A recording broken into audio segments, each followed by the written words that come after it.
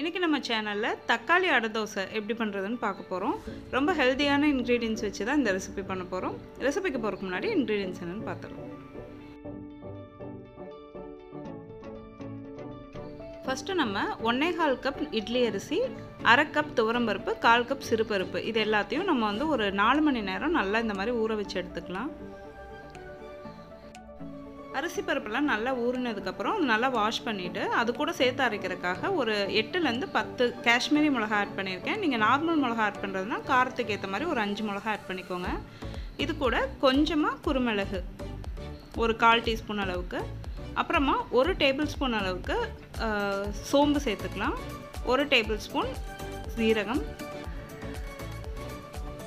தேவையான அளவு உப்பு, இது கூட 2 பல் பூண்டு சேர்த்துக்கலாம். அது கூடவே 3 சைஸ் மீடியம் சைஸ் தக்காளியை நல்லா வாஷ் பண்ணிவிட்டு கட் பண்ணி வச்சுருக்கேன், அதையும் கூட சேர்த்துக்கலாம். இப்போ இது எல்லாத்தையும் நல்லா கிரைண்ட் பண்ணி எடுத்துக்கலாம். யூஸ்வலாக இருக்க தோசை மாவை விட இது கொஞ்சம் கெட்டியாக இருக்கணும். ஏன்னா அடை தோசை ரொம்ப நைஸாக நம்ம ஊற்ற மாட்டோம் இல்லையா, அதனால் இது கூட கொஞ்சமாக பெருங்காயத்தூள் சேர்த்துக்கலாம். ஒரு 1/4 டீஸ்பூன் அளவுக்கு பெருங்காயத்தூள். எல்லாத்தையும் நல்லா கலந்து விட்டுட்டு தோசை ஊற்றிட வேண்டியதான். ஸோ தோசைக்கு நம்ம டாப்பிங் போடணும் இல்லையா, வெங்காயம் போடணும்ல, அதுக்கு வெங்காயம் இந்த மாதிரி எந்த அளவுக்கு முடியுமோ அந்த அளவுக்கு பொடியாக நறுக்கி வச்சுக்கோங்க. இப்போ நம்ம தோசை ஊற்றிடலாம்.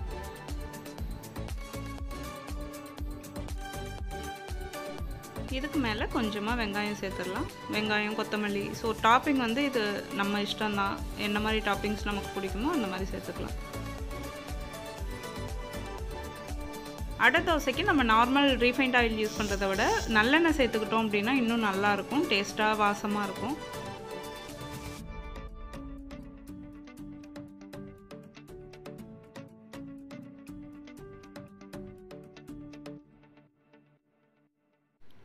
இப்போ ஒரு சைடு நல்லா வெந்துருச்சு. இது இன்னொரு சைடு திருப்பி போட்டுடலாம். நம்ம நார்மலாக செய்கிற அடை தோசையை விட இந்த மாதிரி தக்காளி சேர்த்து நம்ம செய்கிறப்போ ரொம்ப டேஸ்ட்டாக இருக்கும். கண்டிப்பாக எல்லாருக்குமே ரொம்ப பிடிக்கும். இதுக்கு சைட் டிஷ் நம்ம ரொம்ப காரமெல்லாம் சேர்த்துக்கணும்னு அவசியம் கிடையாது. நான் தேங்காய் சட்னி தான் எப்போவுமே இதுக்கு சேர்த்துப்பேன். ஸோ தேங்காய், பொட்டுக்கடலை கொஞ்சம் அதிகமாக சேர்த்துக்கலாம் இதுக்கு, ஏன்னா நம்ம வரமிளகா போட்டு தேங்காய் சட்னி அரைக்க போகிறோம்.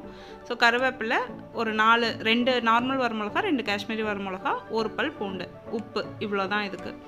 ஸோ நீங்கள் பச்சை மிளகா போட்டு அரைக்கிற மாதிரி இருந்ததுன்னா தேங்காய் அதிகமாக போட்டுட்டு பச்சை மிளகா சேர்த்துக்கோங்க. பூண்டு சேர்த்துக்க தேவை கிடையாது, இஞ்சி சேர்த்துக்கணும் அதுக்கு.